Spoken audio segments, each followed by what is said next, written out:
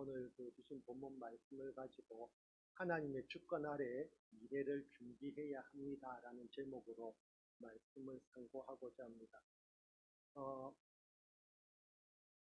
이전에도 제가 이 본문과 관련지어서 그때는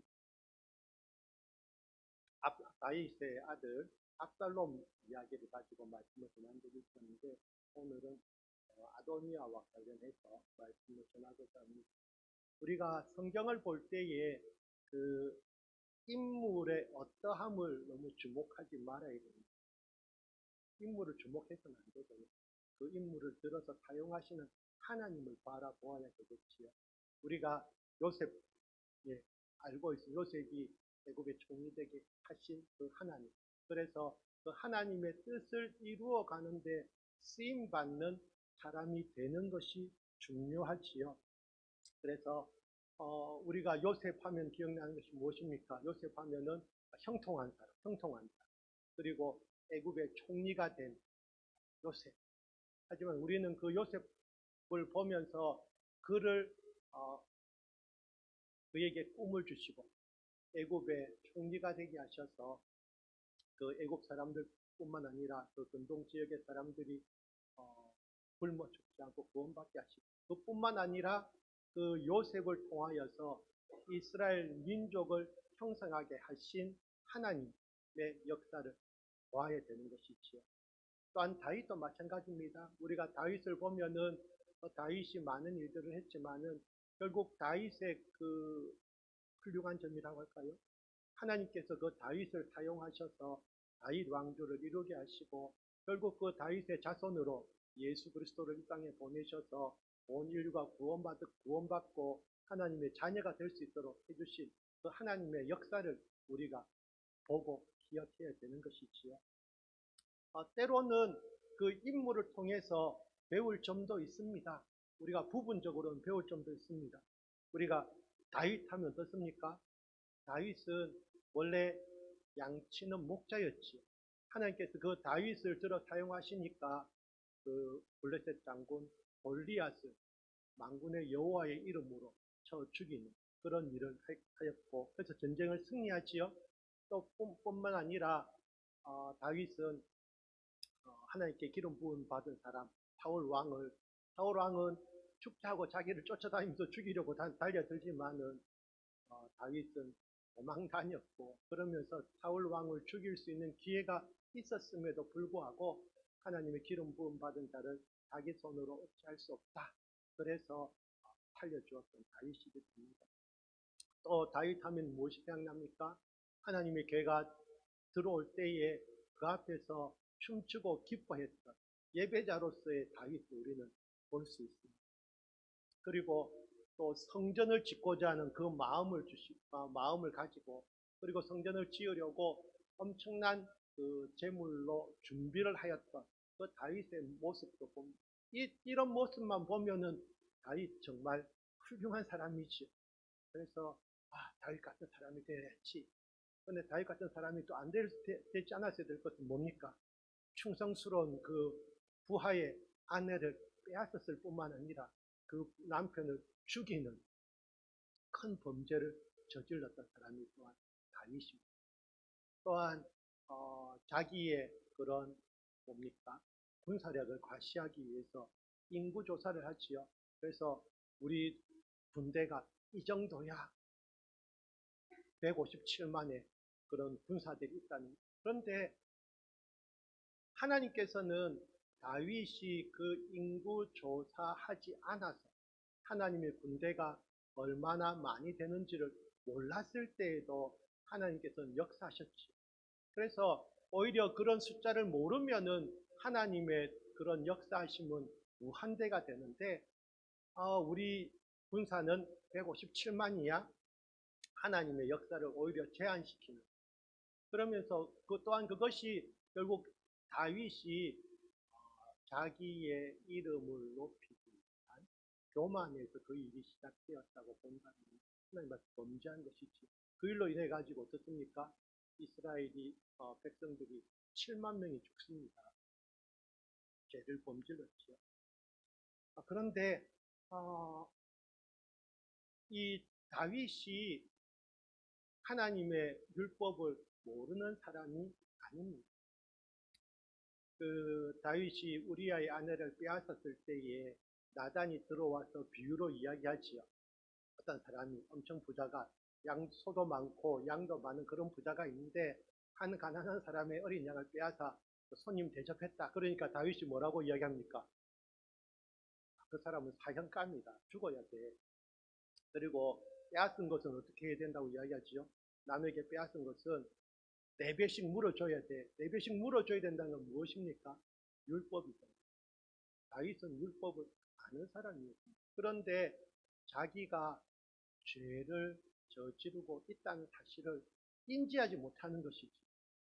그러니까 그것이 우리가 하나님의 말씀을 잘 안다고 생각하고 있는 그런 때에도 우리가 때때로 범죄할 때에는 그 하나님의 말씀을 잃어버립니다. 분별력이 없는 것이지요. 그래서 다윗은 자기가 그런 끔찍한 죄를 저지를 때에도 사실은 자기가 죄를 짓고 있다고 깨닫지 못했습니다. 나단이 들어와서 자기의 죄를 그 사람이 바로 당신이다라고 지적하기 전까지는 깨닫지도 못했던 것이 다윗의 모습이죠. 그것이 다윗의 인간적인 면이라고, 인간으로서 한계라고 볼 수 있습니다. 그런데 그런 것도 잘못이지만은 다윗이 또 지은 잘못이 있다면은 다윗이 그 은혜 받은 하나님의 은혜를 받은 다윗이 그 자녀들을 하나님의 말씀으로 제대로 가르치지 못했다는 것이 더 큰 죄다, 잘못이다 라고 생각합니다. 다윗이 변명할 수 있겠지요. 뭐라고 변명할 수 있겠습니까? 제가 하나님의 뜻을 이루기 위해서 너무 바빴습니다. 하나님, 제가 집안일 돌볼 시간이 없이 너무 바빠서, 또 이렇게 이야기할 수도 있겠지요. 제가 하나님을 경유하는 삶을 살아가면은 당연히 저희 집 자녀들도 하나님을 경외할 줄 알았습니다. 라고 변명할 수도 있어요. 그런데 다윗은 물론 하나님을 경외하는 삶을 살고자 했지만 이렇게 때때로 하나님을 경외하는 삶을 살지 못한 경우도 많았고, 그로 인해 가지고 결국 자녀들이 하나님의 말씀으로 바르게 세워지지 못했다는 것이 다윗의 큰 또 다른 잘못이라고 생각합니다. 그런데 그런 다윗 보면서 우리가 또 생각할 수 있죠. 다윗 별론데. 그런데 또 어떻습니까? 그 다윗의 변명이 사실은 저의 변명이 될 수 있는 것이죠. 제가요 너무 바빴습니다.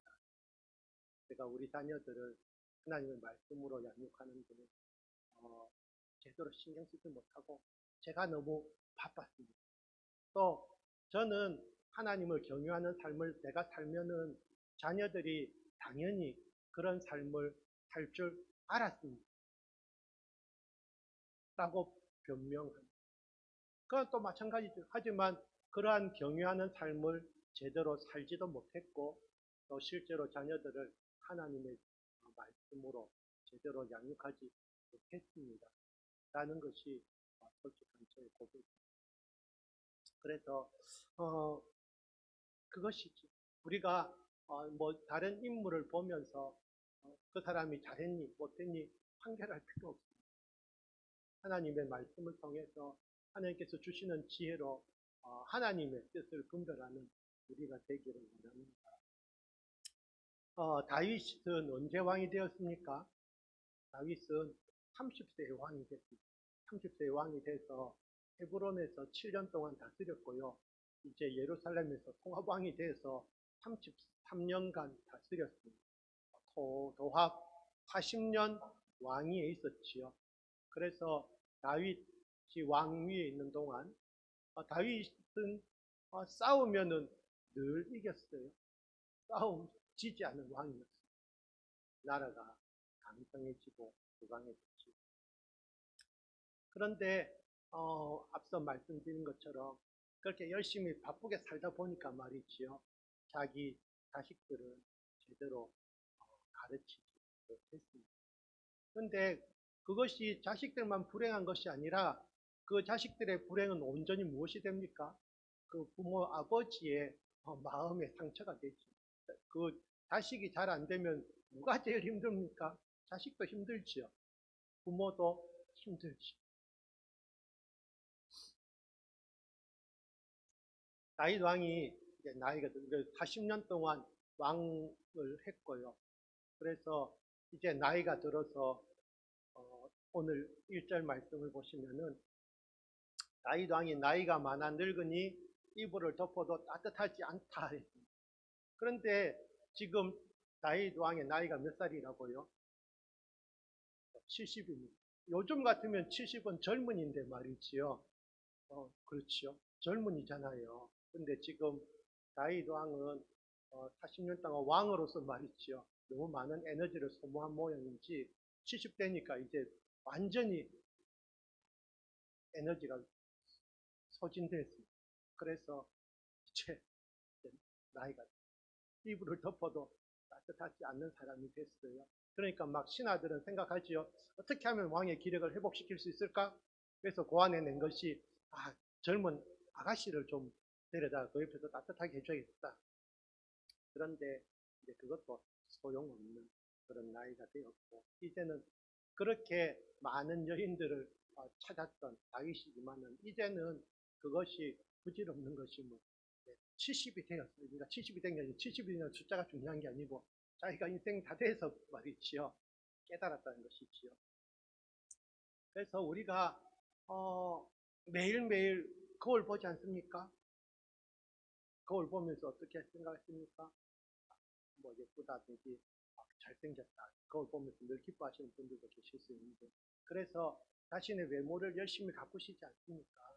그런데 우리는 거울 보면서 자기의 그 얼굴만 보시는 게 아니라 그 얼굴 안에 감춰져 있는 나의 그 속사람, 내면도 봐야 되지요. 그래서 내가 겉으로만 아름다운 사람인지 아니면 하나님께서 정말 하나님은 중심을 보시는데 나의 속사람이 하나님 앞에서 바르게 되어 있는가. 그래서 우리가 아침마다 얼굴에 어쨌든 뭐 화장할 때마다 화장품 바를 때마다 기도해야지요. 얼굴도 잘생기게 예쁘게 되어야 되지만은 우리의 속사람이 더 강건케 하옵소서. 그래서 우리가 화장할 때마다 내 속사람이 더 강건케 하옵소서. 그래서 우리의 겉사람은 날과 지나 우리의 속사람이 날로 날로 새로워지길 원합니다. 왜냐하면 18절에 이유가 나오지 않습니까? 우리가 주목하는 것은 보이는 것이 아니요 보이지 않는 것이니 보이는 것은 잠깐이요 보이지 않는 것은 영원합니다. 그런데 우리는 눈에 보이는 것만 계속 주목하거든요. 그래서 저 사람 입고 있는 옷이 비싼 옷이네. 신고 있는 신이 좋은 것이네. 그건 하지만은 저 사람이 얼마나 영적으로 성장한 사람인지 그리고 내 자신이 얼마나 영적으로 성장하고 있는지에 대해서는 그것이 더 중요한 것이고 시간적으로 봤을 때도 말이죠. 우리 눈에 보이는 것은 잠깐이고 보이지 않는 것은 영원한데 그것을 못 보니까 우리가 어리석은 인간이 되는 것이죠. 하지만 하나님께서 우리의 눈을 열어주셔서 그것을 보게 하여 주시길 원하고 우리가 더 중요한 것에 영원한 것에 초점을 맺고 달려가는 우리들 되기를 원합니다. 다윗은 다윗은 자녀들이 많이 있었어요. 그래서 벌써 헤브론에서 말이죠. 헤브론에서 아들들을 낳았습니다. 왕이 되고 얼마 안 됐었지요.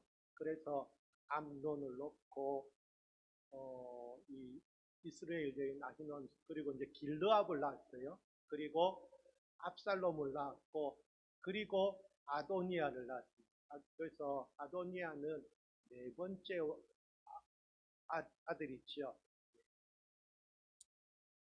요즘 챗 GPT가 이렇게 그 인공지능이 제 목소리가 조금 컸나 봅니다. 그런데 우리가 아들들이 말이죠. 제가 말씀드린 것처럼 다윗이 너무 바쁘다 보니까 자기 자식들을 믿음으로 키우는 데 실패했어요. 그래서 그 결과를 온전히 자기가 당했지요. 어떻습니까? 암논이 자기 이복 여동생을 강간하는, 그래가지고 또 그 여동생의 오빠인 압살롬한테 맞아 죽는 일이 벌어졌고요. 또 압살롬이 어떻게 합니까? 나중에 아버지가 제대로 자기한테 대우 안 해주니까 압살롬이 이제 자기 아버지 죽이겠다고 또 칼을 뽑아 들었어요. 그래서 다윗이 어떻게 합니까? 울면서 도망가지요. 결국 그 압살롬이 또 죽게 되고요. 근데 이제 여기 보면은 우리가 의문점을 가질 수 있죠. 저게 길르압은 어떻게 됐을까? 성경에는 길르압이 어떻게 됐는지 안 나옵니다. 그래서 알 수가 없는데, 그러다 보니까 해석하는 사람들이 여러 가지로 해석을 합니다. 어떤 사람은 아비가일이 누구의 부인입니까? 원래 나발의 부인이었잖아요. 그래서 아비가일이 아주 똑똑한 여자라서 이 아들이 정치판에 끼어 있다가는 제명에 죽지 못할 것 같으니까 그냥 니는 조용히 살아라 했기 때문에 길라압이란 이름이 성경책에 더 이상 안 나옵니다 라고 하는 사람도 있고요. 또 어떤 사람은 그냥 길라압이 일찍 죽었기 때문에, 애당초 그 존재가 없었기 때문에 더 이상 이름이 안 나온다 라고 이야기하는 사람들도 있는데, 그런데 저는 사실은 조금 의문이 드는 것은 그 기록되지 않은 내용을 그렇게 자신 있게 말하는 양쪽의 의견을 보면서 어떤 근거로 라는 생각이 듭니다. 자기의 확신이 있죠. 그래서 어떤 사람은 길답 죽었기 때문이야. 어떤 사람은 안 죽고 그 엄마가 그렇게 가르쳤기 때문이야. 그래서 서로가 양쪽이 틀렸다고 이야기하는데 말이죠. 저의 대답은 길랍은 어쨌든 성경에 그냥 이름이 안 나옵니다. 그래서 태어나긴 태어났지만은 어쨌든 이 당시에는 이제 더 이상 길랍은 보이지 않고요. 그래서 압살롬까지 죽었습니다. 그러니까 우리가 딱 이름만 놓고 봤을 때는 여기 보면은 애당초 우리가 솔로몬이라는 이름은 솔로몬은 애당초 예루살렘으로 와서 태어난 아들이기 때문에 전에도 말씀드렸지만은 솔로몬은 아주 왕이 서열로 봤을 때 한참 밑에거든요. 그래서 그러니까 저기 암논 죽고 길르압은 보이지 않고 압살롬 죽었기 때문에 어떻게 보면은 그냥 세상적 관점에서 보는 왕이 계승 서열은 아도니아입니다. 이게 제일 아까도 말씀드린 것처럼 마땅히 행할 길을 아이에게 가르치라. 그러야하면 늙어도 그것을 떠나지 아니하리라. 아이들에게 말씀으로 가르쳐야 됩니다. 압살롬이 죽었을 때에 죽었다는 소식을 들었을 때 다윗이 막 울면서 이야기하지요. 18장 33절에 보면은 내 아들 압살롬아, 차라리 내가 너를 대신하여 죽었다면 압살롬 내 아들아 하였더라. 이 말을 보면은 다윗이 압살롬을 엄청 사랑한 것처럼 보이기도 합니다. 이 문장을 보고 여러 가지로 해석할 수 있겠는데요. 일단 다윗도 아버지니까 사실 뭐 자기 아버지가 자기 자녀들을 싫어할 이유는 없지요. 단지 그것이 표현이 안 됐을 수도 있지요. 그래서 아들의 죽음을 슬퍼하는 모습이다 라고 볼 수도 있고요. 또 다르게 생각하면은 사실은 애당초 이런 사건의 그러니까 이러한 다윗의 자손들의 피비린내 나는 이런 칼싸움이 말이지요. 시작된 원인 제공자가 누굽니까? 다윗이잖아요. 사실은 다윗이 죽어 마땅한 사람이었어요. 그렇죠? 그래서 내가 너를 대신하여 죽었다면 사실은 이게 아니고 사실은 다윗이 죽었어야 됐어요. 그만큼 다윗이 지은 죄가 작은 죄가 아니지요. 근데 어쨌든 다윗은 그래도 회개한 결과 살아남았고, 하지만 회개해서 용서함 받았다고 해가지고 그 죄가 없어질 건 아니지요. 아이들이 동네에서 야구하다가 야구공을 잘못 던져가지고 유리창을 깼어요. 아이들이 어떤 마음이 들었겠습니까? 큰일 났다. 야구공을 받으러 갈 것인가, 도망갈 것인가 고민하겠지요. 그럴 때 그 집 주인 아저씨가 야구공을 들고 나왔어요. 이 공 누구 것이냐? 그러니까 아이가 쭈삣쭈삣하면서 제 것인데요 하니까 그래 가져가라. 아이들은 의아해하겠지요. 혼도 안 내고 왜 야구공을 그냥 주지? 꺼내지. 자기들은 혼날 줄 알았는데. 그런데 그리고 그 아저씨가 유리창 값 물어내라고도 안 해요. 그런데 아저씨가 그 아이들의 야구공 돌려주고 용서해주면 유리창이 다시 붙습니까? 안 붙어요. 깨졌어요. 그 유리창은 다시 사람 불러서 새로 끼워 넣어야 되지요. 그 값은 누가 담당하겠다는 것입니까? 아저씨가 담당하겠다. 그래서 그것이 우리도 마찬가지지요. 하나님께서 우리가 지은 죄를 말이지요. 우리에게 죄값을 묻지 않고 그 죄값을 누가 담당해 주셨습니까? 예수님이 담당해 주신 것이에요. 그것이 싼 것이 아니라서 우리가 그 값을 물어낼 수가 없기, 우리의 죄값을 담당할 수 없기 때문에 하나님께서 예수님을 이 땅에 보내셔서 우리의 죄값을 담당케 해주심으로 우리가 구원받은 것이잖아요. 그런데 우리가 그 죄값을 물어내지 않았단 말이지요. 그러니까 예수님께서 그 하신 십자가에서 그 달려 죽으시기까지 우리를 사랑하신 그 예수님의 고난을 너무 가볍게 여기고, 그리고 우리가 받은 구원도 너무 가볍게 여기고, 사람들 생각에 잘못했으면 진짜 좀 몇 대 좀 두드려 맞고 말이지요. 또 벌금 누구로 물어내고 뭔가 막 그렇게 해야지 자기의 죄값이 용서받을 것 같은데, 우리 사람들이 그냥 예수님을 믿고 예수님을 믿음으로 인해서 우리의 죄를 회개함으로써 우리의 죄값을 용서받고 우리의 죄를 용서받고 구원받고 하나님의 자녀가 된 것이 너무도 쉽게 이루어졌잖아요. 그러니까 사람들이 오히려 안 믿지. 이렇게 쉽게 구원받을 수 있다니 믿을 수 없다. 그것은 예수님께서 그만큼의 그런 우리가 담당해야 될 죄값을 다 담당하셨기 때문에 우리가 공짜로 받은 것이지요. 그렇지 않고 예수님께서 그렇게 해주시 않으셨더라면 우리가 무슨 수로 구원을 받겠습니까? 사람들이 그렇지. 그래서 여기 보면은 다윗이 자기가 죽어 사실은 마땅했는데 하나님께서 살려주셨지만 어쨌든 그 자기의 잘못으로 인해서 이제 그 아들들이 이렇게 서로 죽이고 있는, 그래서 죽어나가는 그 모습을 다윗이 지금 보고 있는 것이지요. 그런데 이제 다윗이 이제 나이가 많아졌고, 그러니까 이 뭔가 아직 그 다음 왕위 계승자가 결정되지 않은 것처럼 보였거든요. 그러니까 아도니아가 나이가 좀 됐어요. 이제 가만히 살펴보니까 어떻습니까? 자기가 서열 1위가 됐어요. 그래서 내가 왕이 돼야지. 여기서 퀴즈를 낸다면 말이죠. 아비멜렉 아십니까 혹시? 아비멜렉 그리고 압살롬. 아비멜렉이 뭐지 하시는 분들 많지요. 아비멜렉이 뭘까요? 아비멜렉이 기드온의 그 아들이죠. 자, 그 첩의 아들이죠. 아비멜렉과 압살롬과 아도니아의 공통점, 이미 답은 나와 있지요. 뭡니까? 서자, 근데,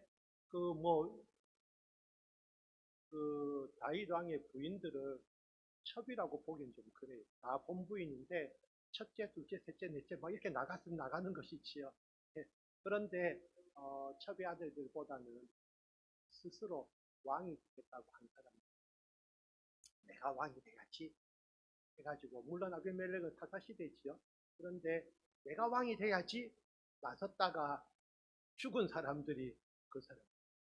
그래서 아도니아가 스스로 높여서 이르기를 내가 왕이 되겠다. 애당초 이스라엘의 왕은 누구였습니까? 하나님이시지요. 그런데 사람들이 하도 왕을 눈에 보이는 왕을 세워달라 하니까 하나님께서 왕을 세워주셨을 뿐인데, 그런데 그러고 나니까 이제 사람의 생각이 어떻게 됩니까? 왕을 하나님의 주권 아래에서 왕이 세워지는 것이지, 하나님께서 기름 부으신 자가 왕이 되는 것이잖아요. 그래서 하나님께서 사무엘을 통해서 사울에게 또 다윗에게 기름 부어 주심으로 그들이 왕이 되도록 하셨는데, 이 아도니아는 이제는 그것도 무시하는 거예요. 그래서 내가 왕이 돼 스스로 높여서 이르기를 내가 왕이 되어야지 라고 생각해서 자기를 위해서 병거와 기병과 호위병 50명을 준비했어요. 그래서 여기서 벌써 하나님의 주권 밖으로 나간 아도니아의 모습을 볼 수 있고요. 그런데 참 이 집안 아이들 말이지요. 믿음은 없는데 생기기는 잘생겼어요. 이게 왜냐하면 다윗이 어땠습니까? 부인들을 택할 때에 예쁜 사람들만 택했거든요. 그랬더니 그 성격은 모르겠고 외모는 다, 그래서 또 태어난 애들도 예쁘고 잘생겼어요. 압살롬은 심지어 어디까지 잘생겼더라? 머리부터 발끝까지. 압살롬은 그냥 그 자체가 미였어요. 그래서 발바닥까지 잘생긴 게 압살롬이었다고 성경 기록합니다. 그런데 압살롬이 죽었잖아요. 그런데 역시 압살롬 못지않게 용모가 심히 준수했어요. 그러니까 사람들이 딱 보니까 와, 잘생겼다. 그래서 저런 사람이 왕돼도 되겠다는 사람들의 마음에 막 드는 거예요. 당초 사람들도 믿음이 없으니까 그냥 사람 인물을 보고 아, 저거 잘생겼네, 왕돼야지. 그래서 근데 6절 말씀을 오해하시면 안 돼요. 아버지가 네가 어찌하여 그리하였느냐고 하는 말로 한 번도 그를 섭섭하게 한 일이 없었더라. 이 말 보면은 앞에 말을 이제 이어지면은 압살롬 다음에 태어난 자여 용모가 심히 준수한지라. 그리고 이 뒤에 이 말이 이어지니까 생기기도 잘생겼고 행동도 정말 바르고 올바랐을 것이다 라는 추측을 하게 되지요. 그런데 저는 이 말씀을 조금 다르게 해석해요. 그래서 네가 어찌하여 그리하였느냐고 하는 말로 한 번도 섭섭하게 한 일이 없었던 것은요, 다윗이 관심이 없었기 때문입니다. 아들 어떻게 살든지 간에 신경 안 썼기 때문에, 신경 안 쓰고 놔두니까 뭐 니 왜 그렇게 했노라고 말할 필요가 없지요. 그래서 이 말을 저는 그게 더 정확 왜냐하면 쭉 이어져 나오는 자식들을 대하는 이 다윗의 행동이 일치하지, 무관심입니다. 그래서 물론 압살롬 죽었을 때도 뭐 눈물 흘리는 거 보니까 자기 자식에 대한 아버지 기본적인 그런 부성에는 있는 것이지만은, 하지만 바쁘다 보니까 다윗이 너무 바빠서 말이야. 내가 이 나라를 이렇게 만들기 위해서 내가 너무 바빠서 내가 집안일에 소홀했다, 변명이 될 수 있는데, 그래서 한 번도 그를 섭섭하게 한 적이 없으니까 한 번도 자기 아들들 행동에 대해서 관여한 적이 없었다는 것이지요. 그러니까 아도니아가 스스로 내가 왕이 되겠다라고 이야기합니다. 왕은 아무나 되는 것이 아니고 하나님의 주권 아래에서 하나님께서 세우시는 것이야 라고 가르쳤어야 되는데, 그렇지 않으니까 자기 아버지도 왕이고 또 자기도 이제 자기보다 서유 높은 사람 없고, 그러니까 내가 왕이 돼야지 한 것이. 역시 그래서 다윗이 정말 그 자기 자녀들을 좀 더 사랑했고 나라를 세우고 임금이 왕이 되어서 나라를 다스리는 마음입니다. 그래서 옛말이 하나도 틀린 것이 없어요. 수신대가 치고 평천하가. 그런데 순서가 거꾸로 된 사람들이 많단 말이지요. 그러니까 이렇게 막 아도니아가 왕이 되려고 하니까요, 이제 발등에 불이 떨어진 사람들이 있어요. 누굽니까? 일단은 밧세바입니다. 밧세바도 그렇고 또 선지자 나단도. 왜냐하면 나단 선지자는 하나님의 뜻을 아는 사람, 하나님 앞에 바로 세워진 선지자니까 하나님께서 하나님의 그런 뜻과 계획을 알고 있는 사람인데, 이 흘러가는 정세가 그런 하나님의 뜻과는 전혀 상관없이 막 돌아가고 있어요. 그러니까 아도니아가 왕으로 막 왕이 되겠다고 하고 있고, 그래서 이제 나단이 밧세바에게 가서 이야기하고, 밧세바가 이제 왕을 찾아 들어가지요. 그래서 이야기합니다. 그가 왕께 대답하되 내 주여, 왕이 전에 나의 왕의 하나님 여호와를 가리켜 여종에게 맹세하시기를 내 아들 솔로몬이 반드시 나를 이어 왕이 되어 내 왕위에 앉으리라 하셨거늘 이제 아도니아가 왕이 되었어도 내 주 왕은 알지 못하시나이다. 다윗 왕이 옛날에 밧세바에게 이 말을 했던 겁니다. 그래서 이 아들 내가 다음에 왕 시켜줄게. 그런데 그 말은 너무 오래전에 한 말이었어요. 솔로몬이 태어났을 때 했던 말이거든요. 그러고 나서는 이제 이 다윗이 나이가 드니까 기억력이 쇠퇴해져 가지고 말이죠. 그 사실을 잊어버린 것이지.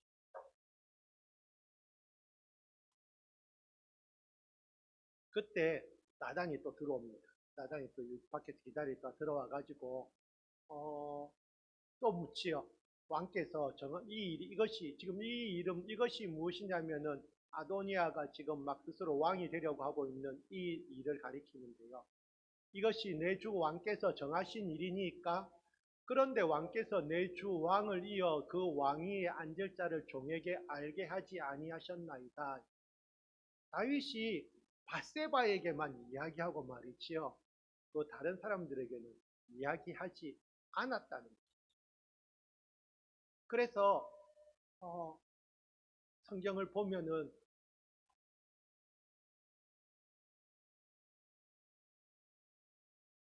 이제 막 이런 말을 하니까 다윗이 기억이 났어요. 아, 내가 옛날에 밧세바에게 솔로몬이 왕이 되게 하겠다라고 말했었구나라는 생각을 이제 갖게 된 것이에요. 그래서 이제 이렇게 말하지요. 내가 이전에 이스라엘의 하나님 여호와를 가리켜 내게 맹세하여 이르기를 내 아들 솔로몬이 반드시 나를 이어 왕이 되고 나를 대신하여 내 왕위에 앉으리라 하였으니 내가 오늘 그대로 행하리라. 그래서 다윗 왕이 자기가 나이가 들었지만 분명하게 해야 될 일이 바로 뭡니까? 자기의 뒤를 이어서 이스라엘의 왕이 될 사람을 세우는 것이 어떻게 보면 다윗 왕의 마지막 중요한 일이라고 볼 수 있는데, 다윗 왕이 이 일을 할 생각을 안 하고 그냥 나이가 든 거예요. 그래서 이 중요한 일을 생각지도 못하고 있으니까 이 아도니아 같은 아들이 또 일어나게 되는 문제가 됩니다. 결국 나중에 보면 아도니아도 결국은 또 죽게 되는데, 그런데 여기 보시면은 이 솔로몬이 다윗을 이어 왕이 될 것이란 사실은 솔로몬이 태어나기 전부터 하나님께서 예정하신, 다윗이 하나님의 성전을 지어 드리고자 하는 그런 마음을 가졌을 때 하나님께서 다윗에게 니는 안 되고 네 아들이라고 말씀하시면서 그때 이미 이 솔로몬이라는 아들 이름을 주셨어요. 한번 읽어보시면은 보라, 한 아들이 내게서 나리니 그는 온순한 사람이라 내가 그로 주변 모든 대적에게서 평온을 얻게 하리라. 그의 이름을 솔로몬이라 하리니 이는 내가 그의 생전에 평안과 안일함을 이스라엘에게 줄 것임이니라. 그가 내 이름을 위하여 성전을 건축할지라.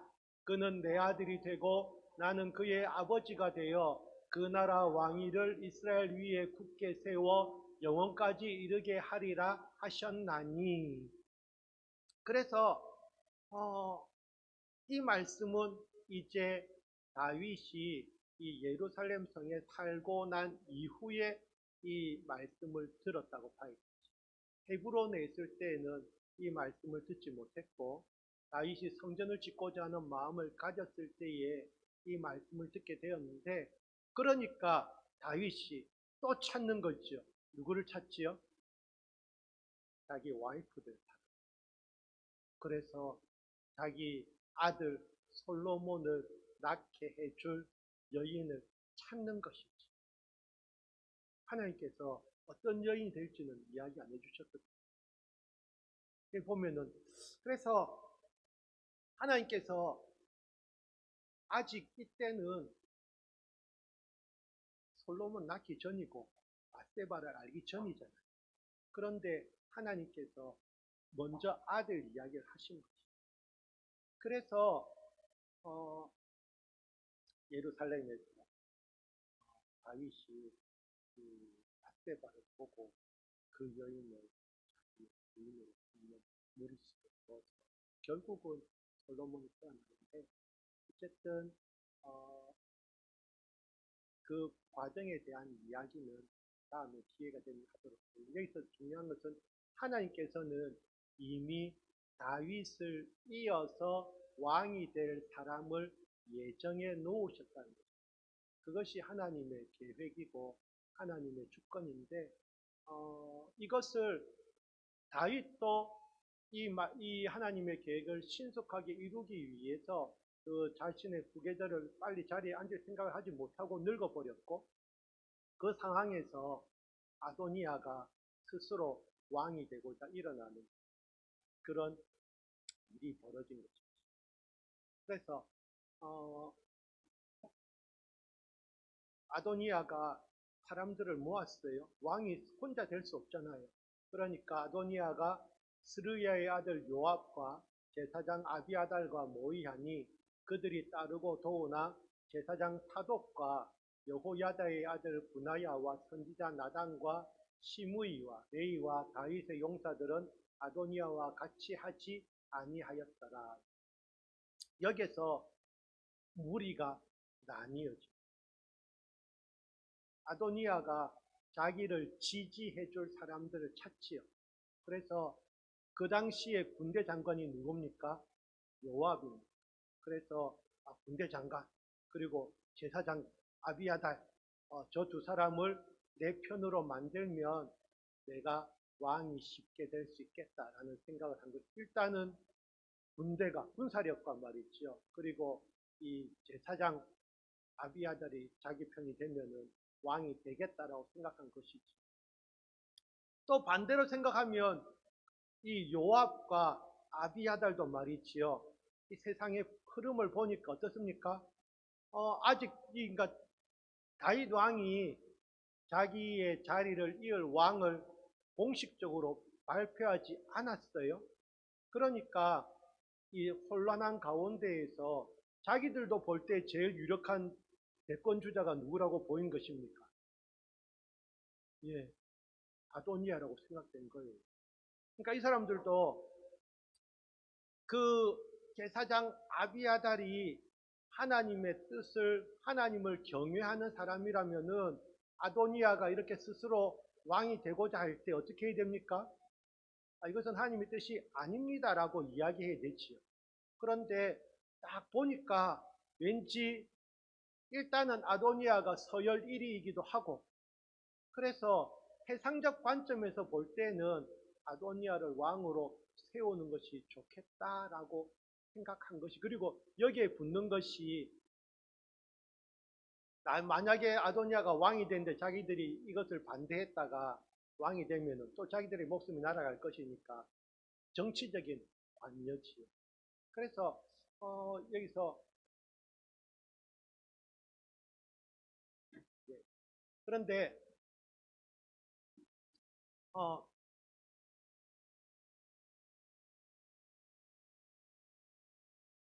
제사장 사독과 선지자 나단 이 반대측 사람들은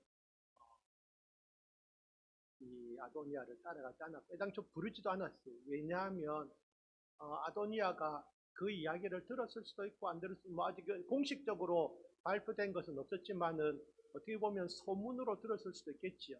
솔로몬이 왕이 될 것이라고 그 밧세바에게 이야기했던 그 내용을 어느 정도 뭐 궁중 안에 있으니까 알았을 수도 있고 뭐 몰랐을 수도 있는데 어쨌든 공식적으로 정해지지 않은 상황에서 이렇게 아도니아가 왕이 되니까 왕이 되려고 하니까 거기에 달라붙는 사람들이 있더란 말이에요.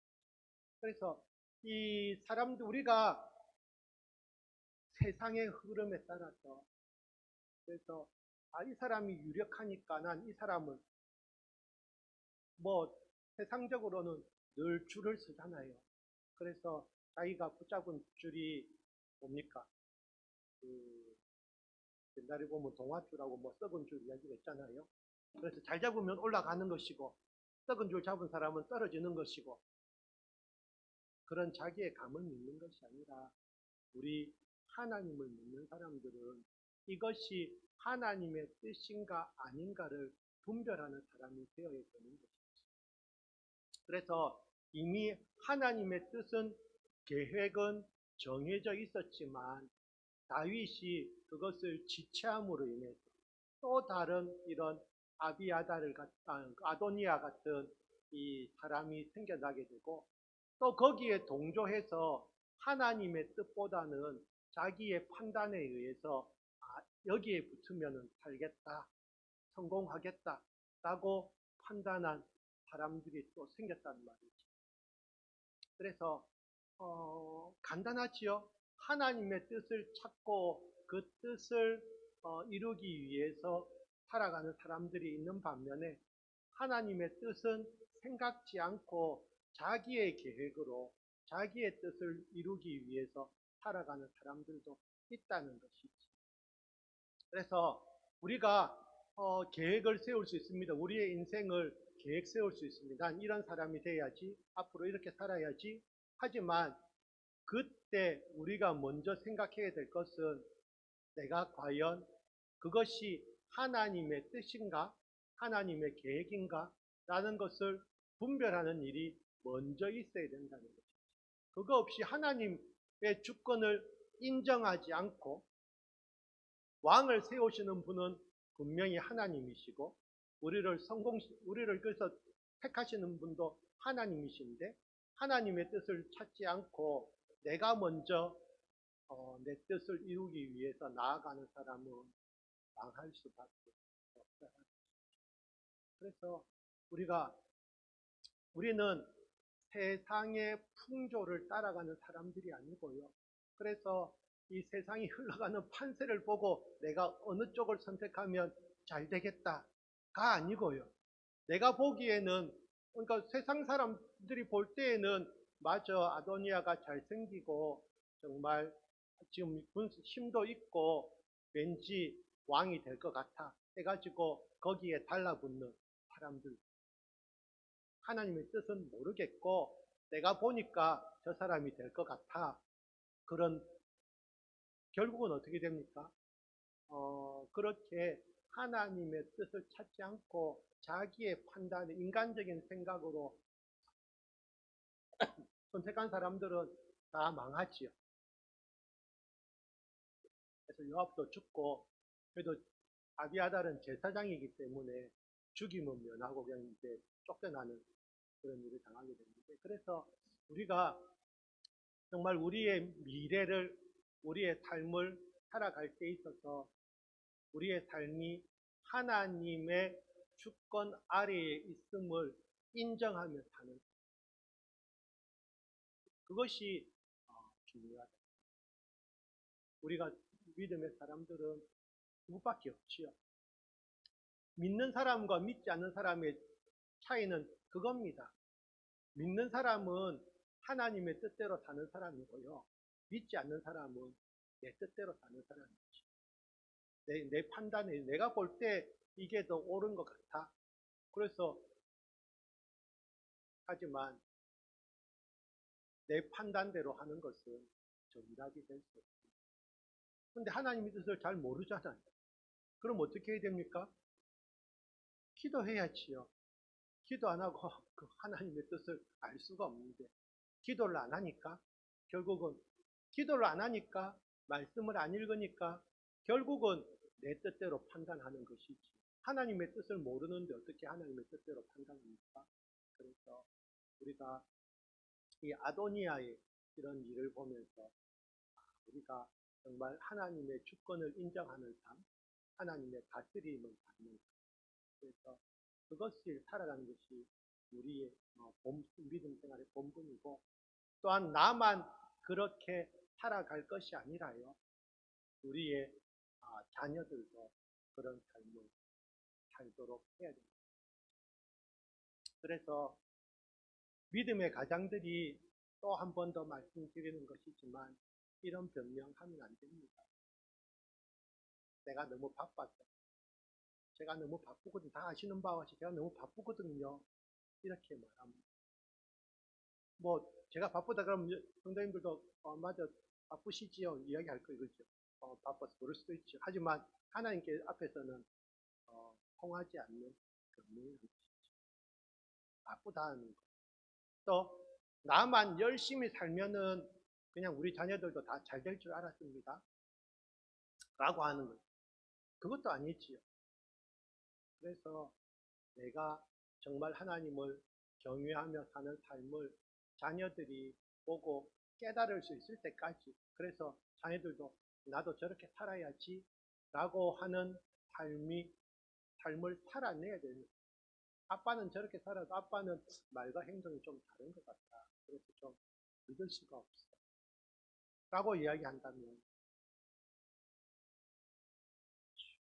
그래서 역시나 통하지 않는 점이 참 어렵습니다. 자녀를 믿음으로 키운다는 것, 또 목회자가 성도들을 믿음의 사람으로 세운다는 것, 참 힘듭니다. 그냥 내 혼자 하는 것은 얼마든지 할 수 있어요. 내가 그냥 내 혼자 공부하는 것, 차라리 공부하기 더 쉽거든. 혼자 공부하는 게 더 낫잖아요. 근데 자녀들 공부시키는 건 쉽지 않습니다. 믿음 생활도 마찬가지입니다. 내가 내 혼자 믿음 생활 하는 건 잘할 수 있겠는데 내 자녀들이 믿음 생활 잘하도록 키우는 건 정말 어렵습니다. 그런데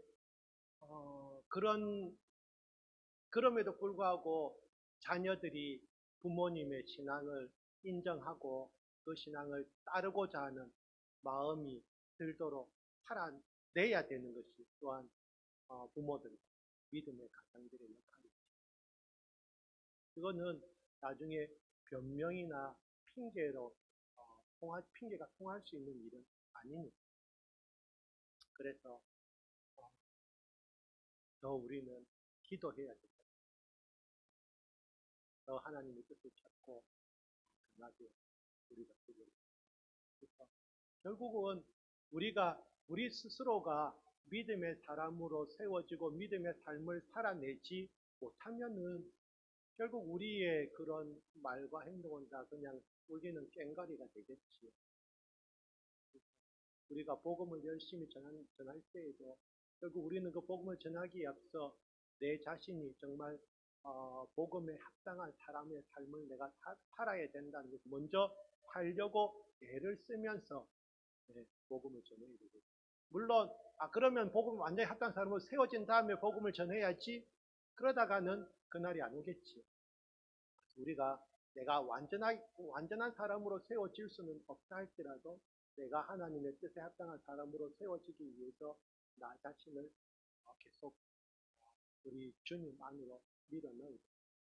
그래서 그냥 우리가 주님 밖에서는 내 마음대로 편하게 살 수 있지만, 하지만 그래서 주님 안으로 잘 안 들어가려고도 하지만 억지로라도 내 자신을 주님 안으로 밀어넣어서 우리가 하나님의 사람으로 내가 먼저 세워져야지 우리 자녀들도 믿음의 사람으로. 뭐 경우에 따라서 내보다 더 좋은 믿음의 자녀가 있을 수도 있지요. 그럼 참 감사한 일이고요. 그런데 그렇지 못하다 그러면은 내가 변화되지 않으면 안 된다는. 우리가 지금 세상 풍조가 어떻다 할지라도 우리는 주님 안에서 주님을 바라보면서 기도하면서 주님 뜻대로 살아가기로 했습니다. 하나님의 주권이 우리의 삶 가운데에서, 우리의 가정에서, 우리 이 나라 위에 이루어지기 원합니다. 주님과 함께 정말 주님이 원하시는 삶을 살아내는 그런 제자들 성도님들 되시기를 원합니다. 기도하겠습니다.